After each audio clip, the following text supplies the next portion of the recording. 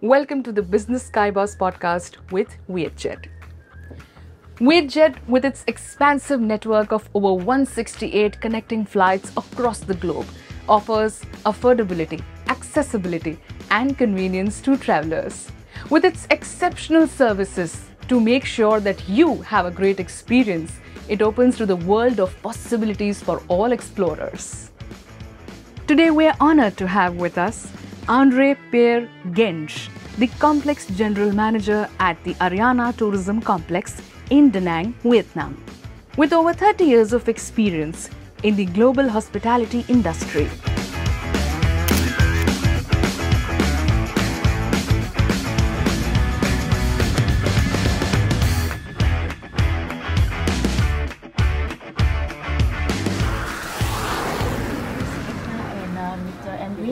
This is your welcome drink for you. Thank Today you. We have Thank you. water, carrot juice, and sugar cane. Thank you so much. Thank you so much. Welcome, Andre. Really happy to have you here today, and thank you so much for giving your precious time for this conversation. I know that today I'm going to learn a lot about the travel industry, considering your experience of 3 decades, such a long, good time. How does it feel when you see people stepping out with their families, planning something? What is your reaction when you look at someone checking into Furama? Yeah, Let's start from there. Well, first of all, thank you very much, Ekta. I really appreciate you taking time for me. I heard so much about you. So coming back to your question, well, you see, for me as a hotelier, why did I actually join the hospitality industry?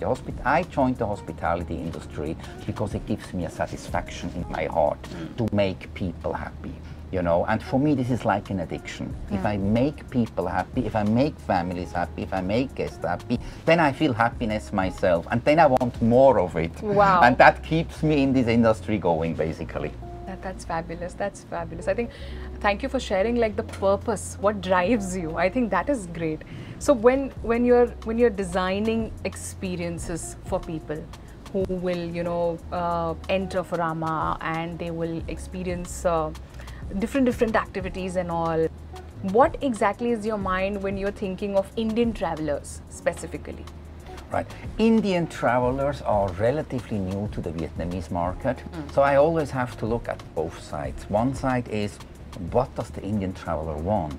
But I also, and this is very important, I have to teach the Vietnamese people how to treat Indian travelers, because every culture is a little bit different. Yes. And people have different expectations. Absolutely. And in the Indian market, it's quite a specific market in that way, where Vietnamese have to learn about it. For me, Indian travelers is a very fast-growing country. As we know, the middle class is enormously growing. Yes. Many Indians have been to Thailand, but they haven't been to a country like Vietnam, where people possibly speak less English. The infrastructure is a little bit less developed, but at the same time you have much more authenticity. So when I look at Indian travelers, what I'm trying to give them is a home away from home, because for them Vietnam is new. So they are eager to explore. They are eager to experience new things, but at the same time, they want to come back to the hotel, to the resort in the evening. They want to have possibly their own food. They want to have a hospitality and a warmth. And this is what I'm trying to focus on, giving a healthy balance between new experiences, adventure, and a home away from home. How does a day look like, in your life? If I look at, how does a day begin for Andre currently when you're taking care of such a destination which is a blend of luxury, events and leisure, and Furama is a place which is an experience. It's a very calming, a very beautiful experience, because I have personally experienced it. That's how I can endorse that. But how does a day look like for Andre?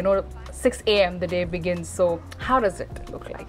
Well, first of all, there is no typical day. That is hospitality. Okay. Guests are different, demands are different. Today you have a wedding, tomorrow you have a business group, after tomorrow you have an official delegation coming with the Prime Minister, then you have families, you have young couples. So what keeps me young, I always say, is that I do not have a normal day, But of course, ultimately, like they say, many ways lead to Rome. I have different days, many ways, but ultimately I have to end up in Rome, which in my case means fill up the hotel, have happy guests. So what I do every day is usually I would start with a tour in the morning. I would not check out the whole hotel. I would just check out a specific area of the hotel every morning, and then I prepare myself for the morning briefing, which is every day at 9 o'clock. Okay. So every day at 9 o'clock there is a briefing together with the directors of the various departments, and I make it a point to keep that short. If someone starts talking too much, I either cut him off in nice words, or I say, okay, Mr. Edwin, Mr. Prakash, or Mr. Nyen, you stay back after the morning briefing and we discuss it afterwards. I do not want to have 15 people in the morning briefing listen to endless debates between two department heads. Ultimately, we are here for the guests. Oh, that's lovely. And not to sit in the meeting. Makes a lot of sense. After the morning briefing, walk around one more time, and in my case, I need to solve the most urgent issues. You know, I want to focus to get the things done at 10 o'clock, at 11 o'clock, before 12 o'clock midday, while I expect from my HODs mainly to take care of the guests. In a resort, you have a rush time in the morning, you have a rush time in the evening, but actually from 12 o'clock to 4 o'clock, it's a rather slow time. So this is the time where you then can go and make brainstormings, work out new concepts, sit down with the sales and marketing team and see how you go about the future and improvements of the hotel. That's a bit in a nutshell. Since you mentioned about a lot of things and your day is different, today is different, tomorrow is different, and the week ahead, so that ways I can definitely understand that every day comes with new challenges. But currently looking at the world market, having a brand like Vietjet, which is here to make sure that there is affordability, there is connectivity across the globe with such a vast network. How do you think Furama as a brand adds to the people who are choosing Vietnam as a country to travel? Well, you see, Vietnam is, as you said, has a very, very vast flight network. Yeah. And therefore, we are very well connected. Da Nang is very well connected. Of course, Vietnam is very well connected. I think people choose Vietjet thanks to the connectivity. Yes. Now, once they arrive at the destination, they want to have something unique. They do not choose Vietjet because Vietjet is unique, but Vietjet is good in what they do. They give you a good connectivity with a good service and with a punctual flights. Once you arrive in Vietnam, once you come and see us, then you get authenticity. Then you get the real Vietnam. We are a heritage resort. We try to show Vietnam hospitality in a historical building. So in such a way, actually, Vietjet and Furama complements each other. I'm about to say Yin and Yang. It is. I can say that because I personally have experienced this. I have had the SkyBoss experience, Yeah. and apart from that, I've also had an experience at Furama. So I can say that it does talk about the Vietnamese culture very well. It blends really well, Right. Because both have the same ethos of serving well, affordability, connectivity, but connected with the roots. I think that is extremely important, and that is done fabulously by both the brands. So moving forward, what do you think currently is the biggest challenge for the travel industry? Well, you see, one of the biggest challenge we are having right now, worldwide speaking, is sustainability. Sustainability. It is sustainability. Absolutely, because it's in everybody's mind, and we have to be honest. While traveling is an amazing experience and everybody should be able to travel and to learn from other cultures and to open up their minds, at the same time, the core of the travel industry is not sustainable as such. True. So the big challenge we are having from an airline industry to a tour operator to the hotels is how do we change this? How do we make the travel industry, in fact, really sustainable? That's the biggest challenge. Of course, there is some political insecurities as of now, but you know, this is something as a hotelier, I have to take it as it comes. I can foresee, in my personal opinion, one or the other incident coming up, but when it is going to happen, I don't know. Is it in my hands? No. So I'll just have to wait and see if something ever happens. But right now, sustainability. But that's really a nice way to look at the actual loophole or something for the future. Because how do you plan, people, if we look at industry as a whole and on the world market, if we look at the map, I think definitely environment is one of the major areas that how do we plan 10 years down the line, 15 years down the line, how people are going to customize their travel plans, how they're going to make choices, and how much the existing resources are going to be used. So that's really important. Now, how Vietjet as a brand, I can proudly say, takes care of all its services considering environmental, social and governance. Now that is something which is really sensitive, and I love the fact that they are including these factors in all their decision making. How does Furama take care of the environmental factors? Do you have any specific ways or practices which you follow at Furama? Yes, we certainly do, and I'm very proud to say actually we are really trying hard to go the extra mile. So I'm not going to talk now about refillable shower gel and all these sort of things which every hotel does, or changing the towels every 2 or 3 days only, because this is something which should have happened 10 years ago already. True. And it doesn't make that big difference anymore. True. At Furama, we're trying to say what is the next step to really be able to give our customers, to give the travelers a luxury experience, while at the same time we reduce the carbon footprint. So I give you 2 or 3 examples. We do, like many other hotels, have refillable glass bottles for water. However, we decided to have the water factory inside the hotel. Okay. And the reason being is very simple. One thing is to reduce plastic, but you're not going to reduce carbon footprint, kerosene, if your supplier needs to drive every day 20 to 50 kilometers to pick up your bottles, to bring it to the factory, to refill and to bring it back to you. So we decided, no, we're going to have our own water plant with an electrical vehicle 200 meters away from the hotel. We reduce plastic and carbon dioxide. Another thing is about the food. Luxury travelers want outstanding food. However, that is a little bit of a sword with 2 blades, because what happens nowadays is you get the steak from Australia, you get the apples from New Zealand, you get the mozzarella from Italy, you get the cheese from Switzerland. Now, how sustainable is this? True. So as a true luxury hotel, you cannot avoid importing certain products, but you should take a responsibility in taking as many products locally produced as possible, and in working together hand in hand with the local suppliers to get top local products which maybe before didn't exist. I give you an example. Nowadays you get outstanding buffalo mozzarella in Vietnam. Oh, lovely. That wasn't the case 5 years ago. So you have to work with the suppliers together. You have to make them understand what they can produce elsewhere, you can too. And you have a guaranteed customer. Talking about guaranteed customers, and this one we're very proud of, we just opened 10 months ago a farm 4 hours away from Furama at the border to Laos.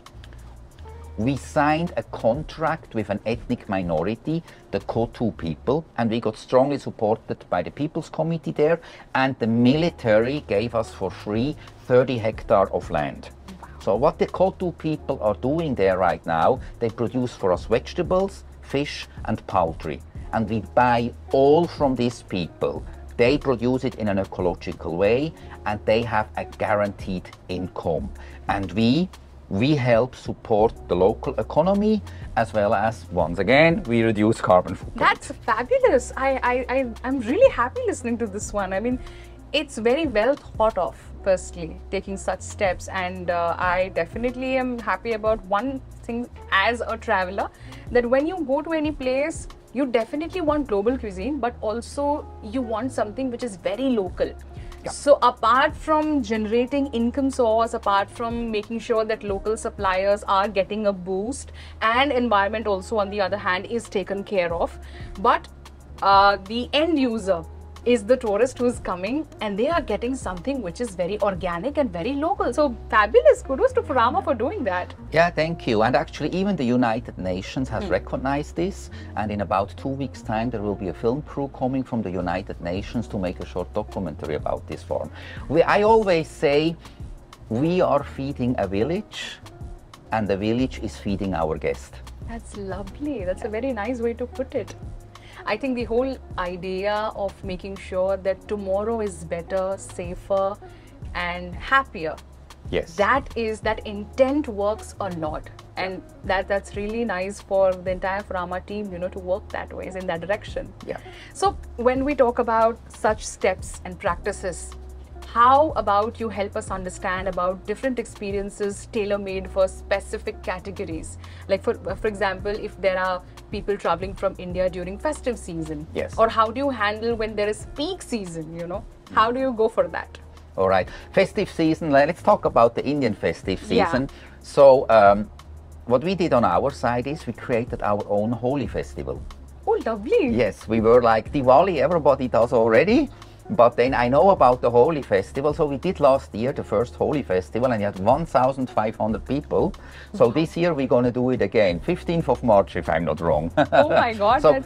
So you do something for this. If hotels do the Oktoberfest in Bavaria, right? If hotels do certain festivals for other cultures, we might as well do a festival for the Indian customers. Of course. Now, when we have a peak season, the secret for a successful peak season with happy guests is, of course, the preparation. So you need to analyze the guest structure before the peak season. It is very easy if the peak season is Vietnamese school holidays, then there's mainly Vietnamese. Or like the Holi time, yes. Or the Diwali time, then we're going to have a lot of Indians. That's quite easy. But then the rest of the year, you have peak season or very, very high occupancy, and it's a very, very diversified clientele.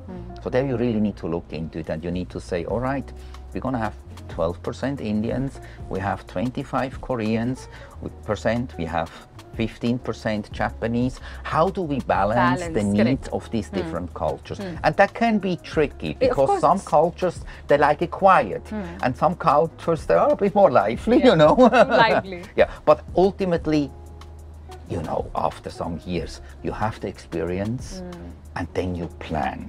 And then maybe you do something for a specific kind of guest in one area of the hotel while you organize something else in another area of the hotel. I'm not going to tell you all the details now, There might be some people listening. I'm really, excited about this whole part, that how, the team at the back is working in so many different areas to make sure that even one single person who's entering has a fabulous experience. I think that counts. Yes. That is something which is really important at the end of the day. Someone checking in, whatever zone they have, but when they check out, they feel happy, they feel energized and relaxed. You see, that's the core business of a hotel like Furama. Absolutely. We are not part of an international chain.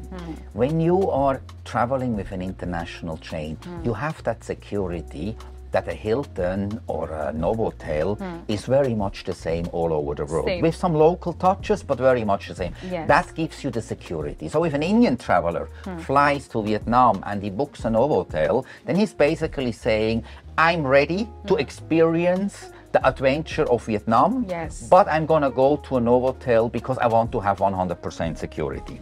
Now when you come to us, you're actually, as an Indian traveler, you're saying, I am ready to experience the adventure Vietnam, and I am also ready to go to a hotel with great hospitality, but with a local touch. And then it is our job to make sure you're not going to be disappointed. Absolutely. I think I can vouch for something personally, because on my last visit in Da Nang, when I was at Furama, I was really happy having a proper Indian thali with absolutely homely taste, and I had a fabulous experience. Thank you. I think that counts. The thought of making sure that this person is from this ethnicity, this is their culture, and that is how they will prefer something. Absolutely. At the end of the day, I feel that when someone is stepping out of their home, out of their comfort, they're actually looking for comfort, but at another place. Yes. That's what it is. And when someone like a Furama or a Vietjet is taking care of that comfort part, I think the rest is taken care of. Yeah. Look, ultimately, it's even the same when you're not traveling. Imagine you're back home and you want to do a little trip on Sunday. What you're going to do is you leave your home, you want to have a safe transportation, efficient and clean, and then you want that adventure during your trip when you go to that mountain. And then you want to have a safe transport back and you want to have your home again. So you do nothing else back home on your weekend trips. And when you do that as a tourist for 5 or 6 or 7 days, it's the same. Vietjet provides you with fast, clean, efficient traveling because you don't want to spend unnecessary time on traveling. Absolutely. And we give you the home at the destination. Perfect. Perfect platter for an experience.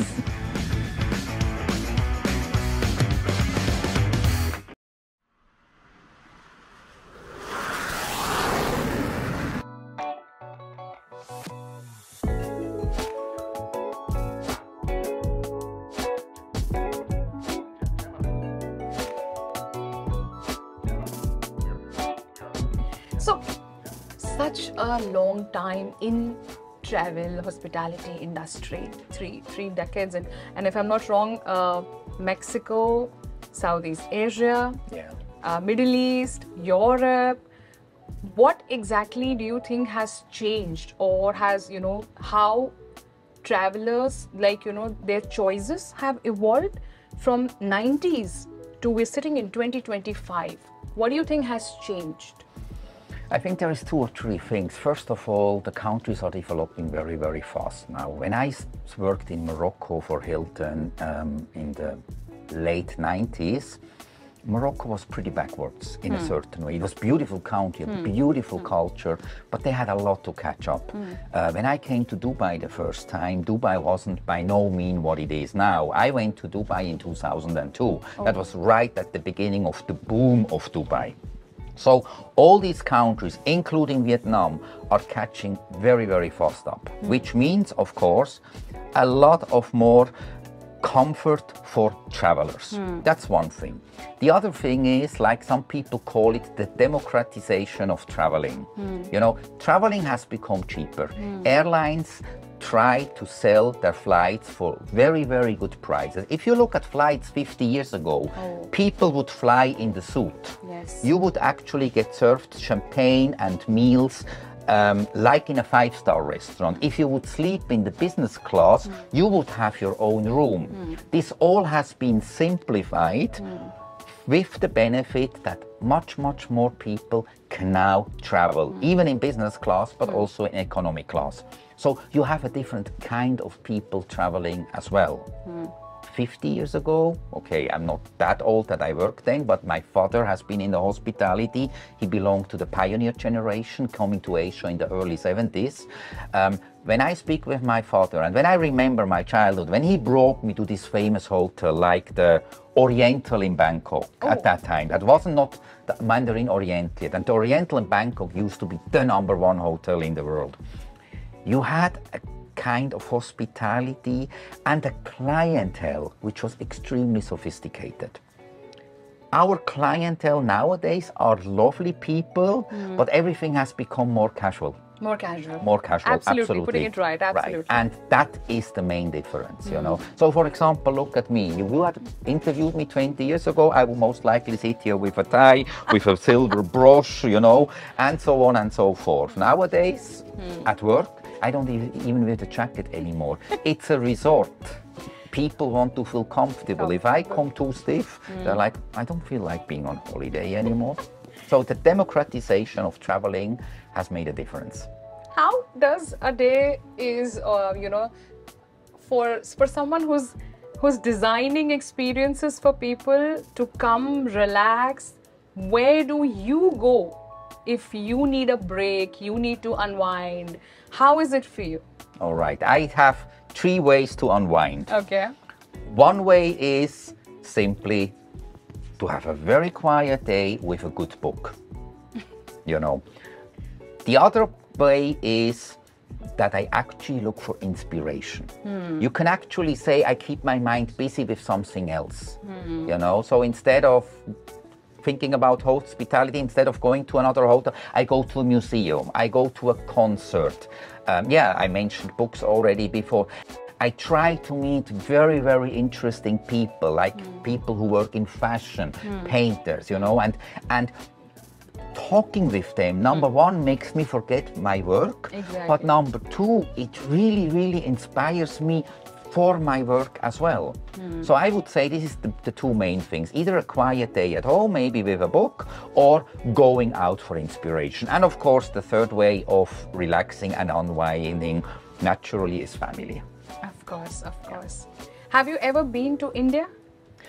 I have been to India 2 times on a business trip, one time in Goa. That was during my time when I worked in the Middle East. An Indian investor asked me to fly to Goa and to make an analysis of the Goan market. And the same investor asked me, together with an Arabic partner from Dubai, to fly to Bangalore and to make an analysis of the restaurant scene in Bangalore. And I found that very, very fascinating. And you know, Bangalore, I mean, it's a booming IT city. True. At that time, when I went to Bangalore, I loved it, by the way. I really loved the vibe and the young people, but there were only young people. Yes, energetic and young brains. And I went back to those investors in Dubai and I said to them, you ask me about restaurants in Bangalore, build family restaurants. Because all these youngsters, they're gonna get married in the next 5 or 10 years. They're not gonna leave Bangalore because salaries are high, living standard is good. True. They're gonna need a place to go out for dining with their children. Yes, make family restaurants. That's a really nice suggestion. But just saying so, India is an amazing country. I really, really want to travel India. The main reason why I haven't traveled India yet is because this country deserves time. I am not going to go to India to stay for 3 or 4 days. I am going to go to India to stay for 3 or 4 months. Wow. You have such a history. You are so diverse. Now, actually, are we supposed to talk about Vietnam or India? I think we're here to make sure that Indians have a great time in Vietnam with Vietjet and Furama, and Vietnamese are also welcome to India to have a great time. And let's do not forget what a lot of people don't know. Particularly Central Vietnam has a Hindu history. Okay. Right? Central Vietnam was for 1,000 years the kingdom of the Champa people. The Champa kingdom, the Cham people. And those were Hindu people. So if you come to Da Nang, you actually can go to the museum in Da Nang. And I always say, a little bit in a funny way, it's 1,001 stone. You know? But I don't mean that in a negative way. But you see Vishnu and Krishna and Ganesh, and all these statues are 700, 800, 900 years old. Wow. And actually 1.5 hours away from Furama, you have the Misan Sanctuary, which has been for centuries the spiritual center for the Hindus in Vietnam. It's a UNESCO heritage site, and we call it the mini Angkor Wat. Oh, lovely. Yes. But while you're mentioning about this, I think in the beginning we had a little bit of talk about the architecture and the vibe at Furama. Yes. If I'm not wrong, I think I've observed those pillars that, there are small details if you look at the entire place. I mean, of course, you're around it, but for someone like me who has just stayed for a few days, I think what I had observed is it does give me the entire feel that I'm somewhere in the south of India, looking at some of the pillars, the carvings at some of the walls, the art there. So some of the installations are that it does remind me of the Dravidian culture or the southern part of India, the vibrancy. So that is there. That definitely is something which makes Indians feel at home away from home. That's there. Yeah, we definitely try to showcase the different cultures at Furama. Yeah. One side being Hue, the imperial city, which is only 2 hours away. So we have actually permanent exhibitions at the Furama showing this. But we have a strong Champa, Cham influence. And people often, you're absolutely right, who are not so versed in history, they walk around in the hotel and they see these stone sculptures. This is Indian. Yeah, This is Indian. or they say these are Apsaras from the Khmer, you know. But in fact, the Khmer were also influenced by the Hindu culture. So you see there this connection. The Khmer and the Champa, they were both Hindu kingdoms. So there are connections. Yes. that is there. You feel somewhere roots are connected. Absolutely.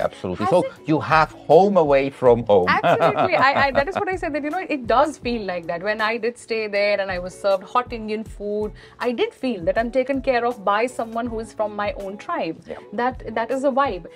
Has it ever happened that, someone made your day, a feedback over an email, or someone who's checking out and happened to have a conversation with you and mentioned about the experience they had? Any of such instances, if you can share with us, if you remember?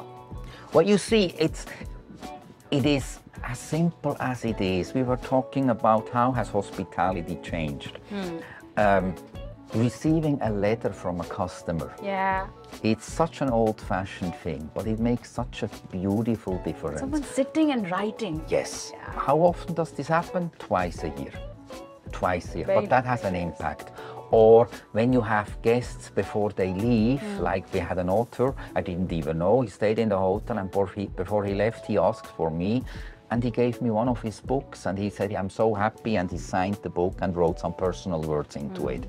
So I think when people do not forget to thank you, that is really, really making a difference. And why do I say so? Because social media has changed everything. Social media is as such. Most people, unfortunately, don't use social media responsibly. They use social media for complaining. And people who are happy in a hotel, what they might do is they give you 5 points at TripAdvisor, or they give you 5 stars on Google. Some online review. Yeah, but it's just like click, click, click, click, and done. Yeah. So I said my thing. Done. But you see, somebody who complains takes 20 minutes to complain.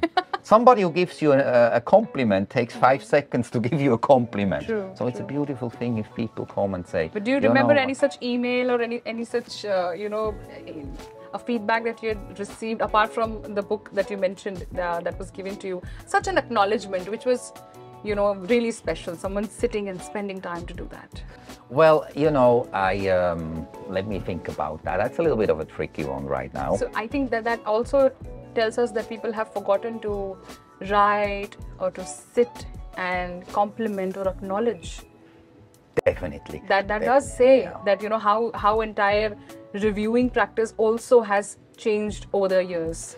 Maybe since we're talking about Indians, I just remember an Indian guest 2 weeks ago, and he really, really wanted to see the general manager.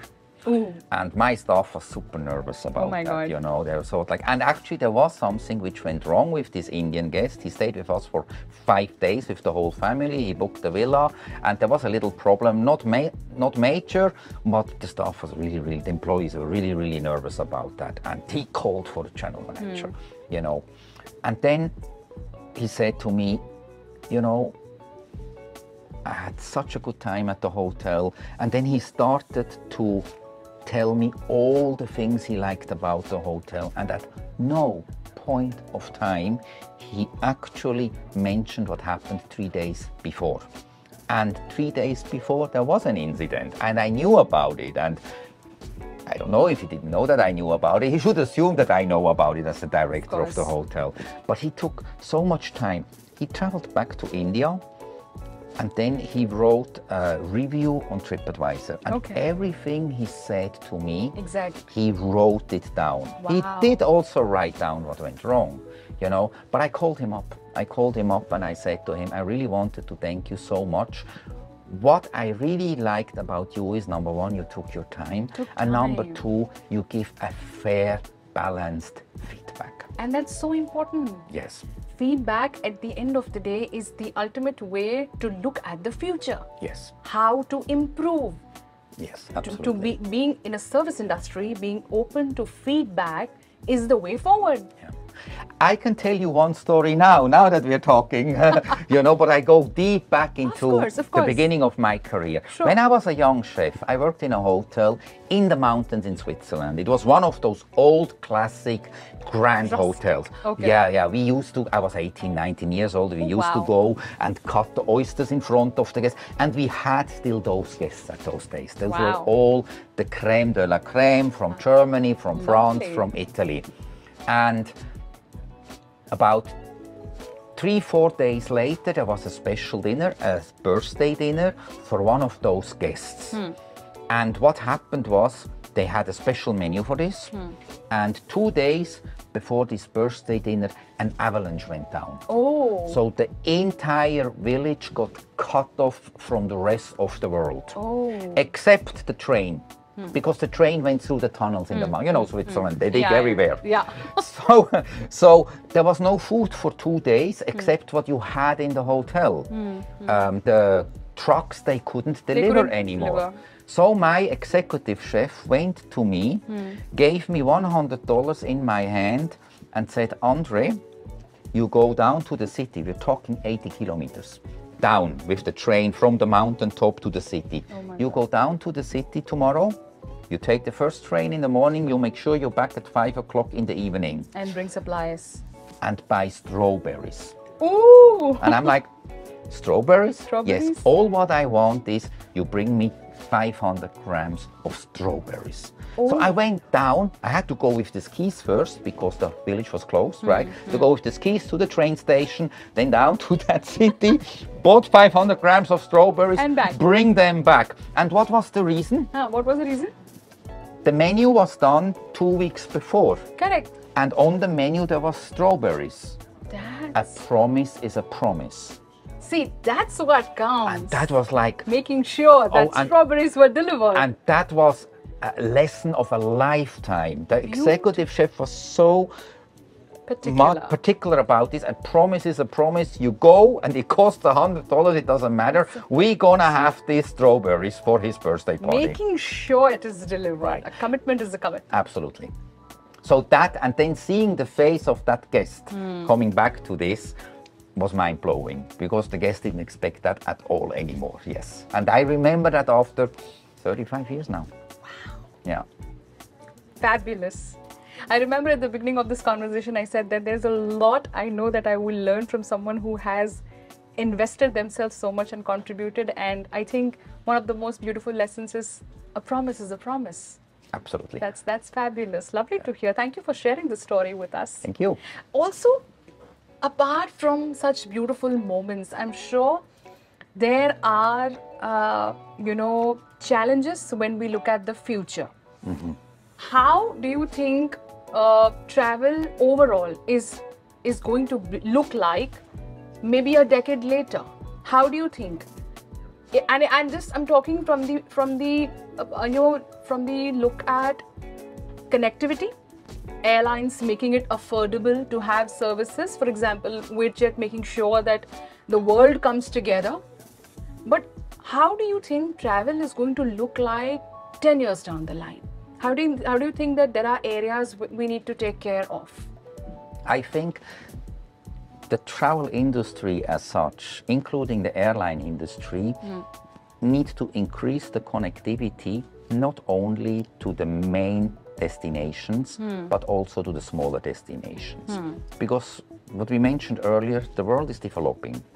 The middle class is rising, particularly in China, particularly in India. Yes. But other countries such as Indonesia are coming as well, including Vietnam. These people want to travel. So over-tourism is a threat. How can you fight over-tourism? By showing the people new destinations. If you travel to Vietnam, you do not only go and have a look at Da Nang, you do not only go and have a look at Ho Chi Minh and Hanoi. Please go and discover Sapa. Please go and discover Dalat. Please go and discover Quy Nhon. These places have beautiful culture, beautiful historical sites, amazing cuisine as well. So the travel industry will keep on growing in order to keep it as experienced for individuals, that you're not basically going like to Venice where you feel like in a can of sardines, right?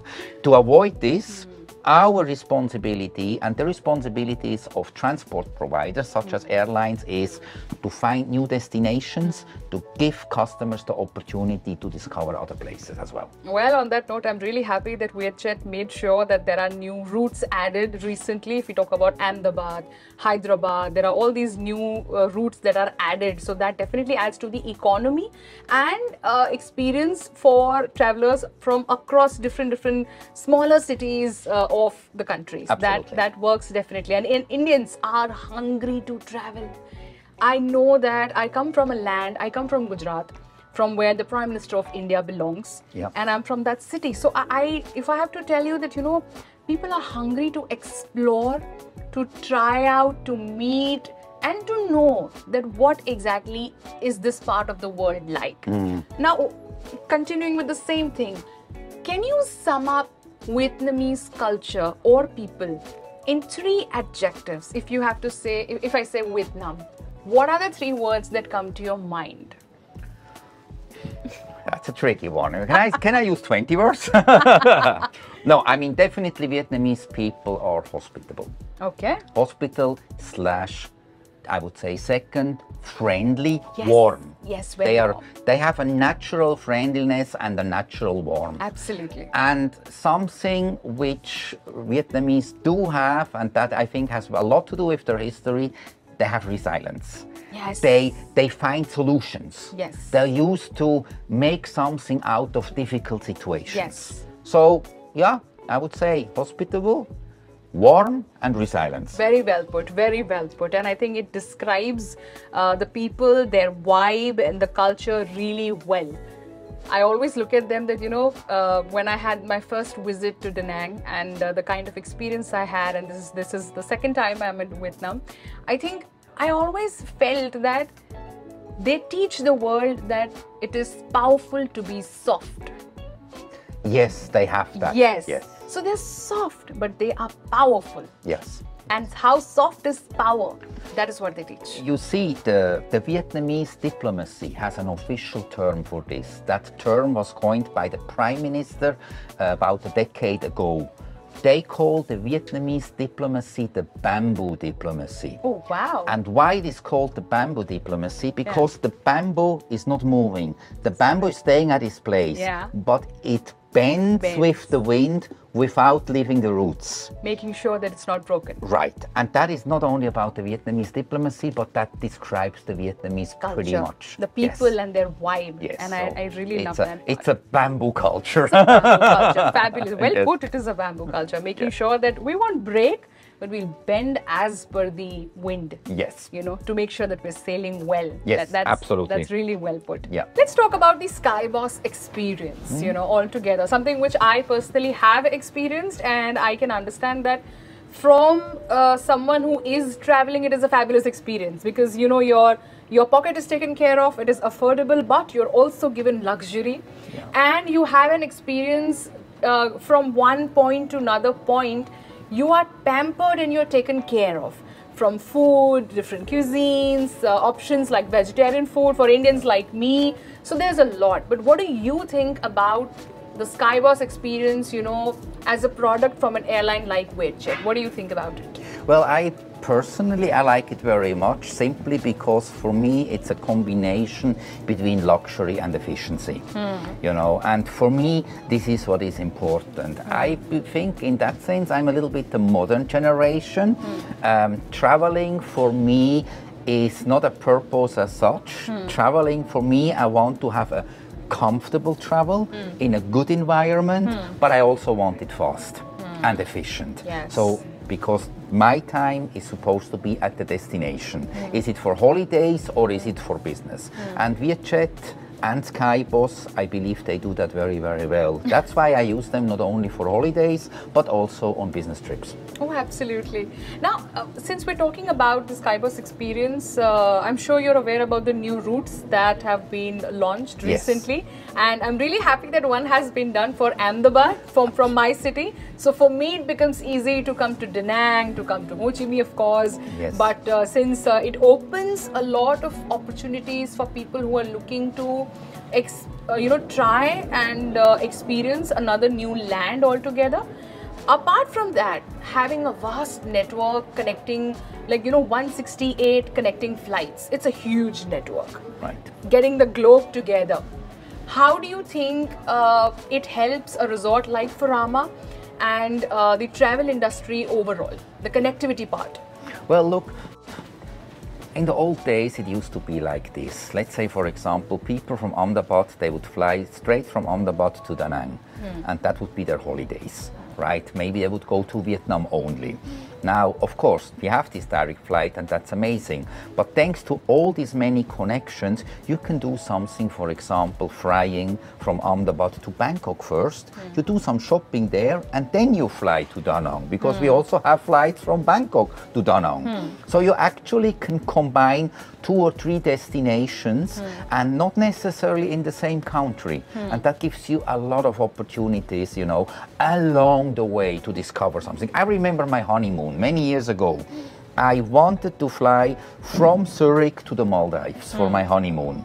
And the travel agent told me, you know what, for the same price, I can give you a flight from Zurich to Dubai. You spend 2 nights in a 5-star hotel in Dubai, and then thanks to the connectivity, you go to the Maldives. And that's absolutely amazing. Instead of only going to the Maldives, I gained this additional experience. I think that adds a lot. That adds a lot of value. Yes. And at the end of the day, when you're back home, you wanna look at a lot of different experiences, and that happens when new places are added. Yeah. Connectivity builds that bridge. So Yes. that's really something I'm also looking forward to, the new routes. And it gives you that opportunity to visit a place which is maybe only for 1 or for 2 days. Absolutely.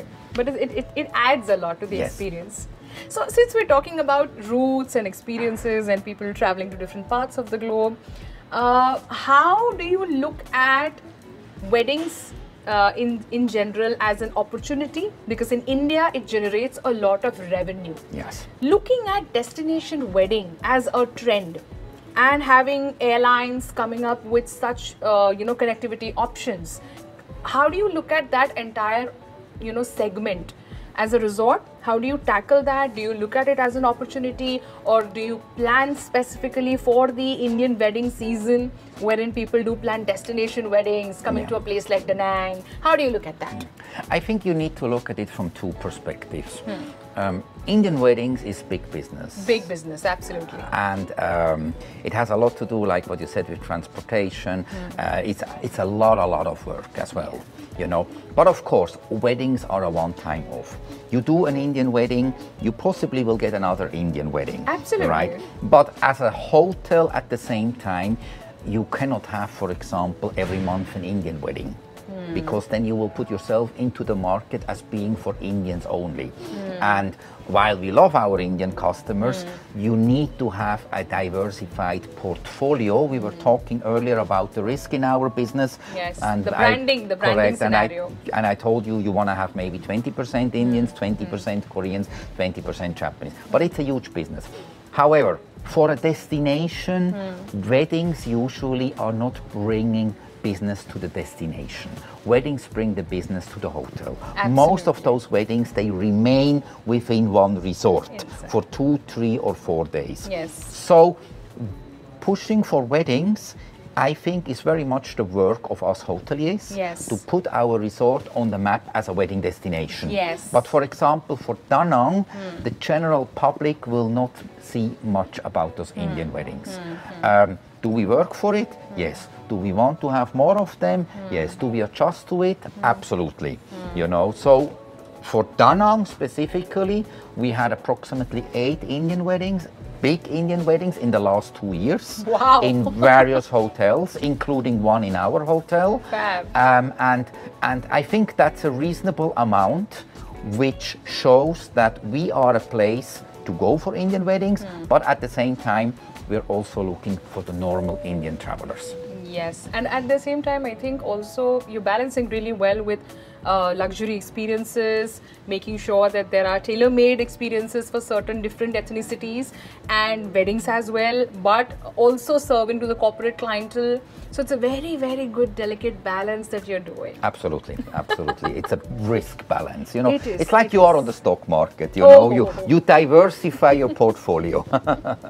How do you manage the digital presence. How do you take care of that part? Since now everything is on the screen. It takes seconds, to just put some stars and someone writes something. And like you mentioned, that people are really keen to put across critical points and negative points, but there are very rare and very less people who prefer to acknowledge or to thank or appreciate the services or the efforts, Right. So how do you manage your digital presence as one of the most popular resorts in Vietnam? Frankly speaking, it has become so important that our team has massively increased over the last 3 to 4 years. So nowadays, when you're making your budget for the sales and marketing team, you're looking at it and you say like, why do we have such a big team?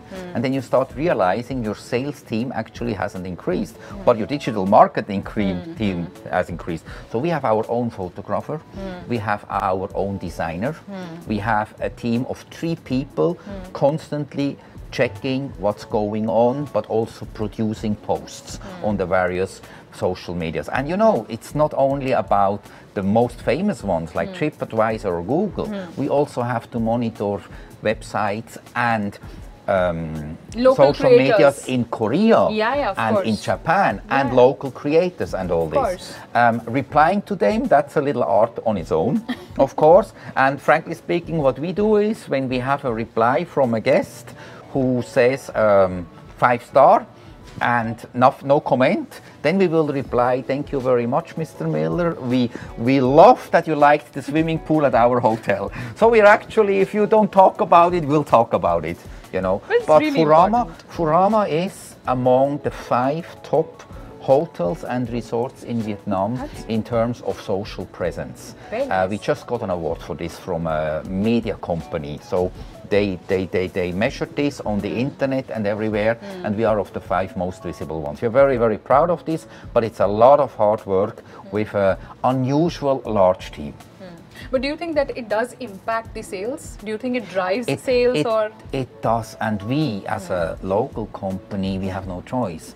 Look, if you are Hyatt, Hilton, Pullman, you have a head office, you have a worldwide head office, and they do a lot of the content for yourself. So we are actually the small boat among the big tankers, and it does make a difference, absolutely. Yeah, that's really nice. That's really nice to know. So, sharing all the insights, from digital space to the world of connectivity to how airlines coming up with such vast options of giving luxury, but at the same time being easy on the pocket and making it affordable. How do you think the future looks like? We're sitting in 2025. How do you think the future looks like? Future of traveling. Yes. Didn't we have that question already? Sorry. No, I'm adding Okay. to it. How do you think Okay, so overall? then we can cut Yeah, that one. All right. The future in a way is bright. There is no doubt about that. I have friends, they call it the golden age of traveling because of airlines such as Vietjet, because of the social media, which makes communication so easy, which makes it also very, very easy for the traveler to get information and to look for a tailor-made experience. So as such, aside from the growing market and the need of sustainability that we can continue in such a way, I only see positive signs for the future. I'm looking forward to it. I'm definitely looking forward to it. Lovely. Thank you so much for giving your precious time and sharing the insights with us. I'm sure there's a lot that the viewers are going to take out of this conversation. It has been an honor talking to you. Thank you so much. Thank you.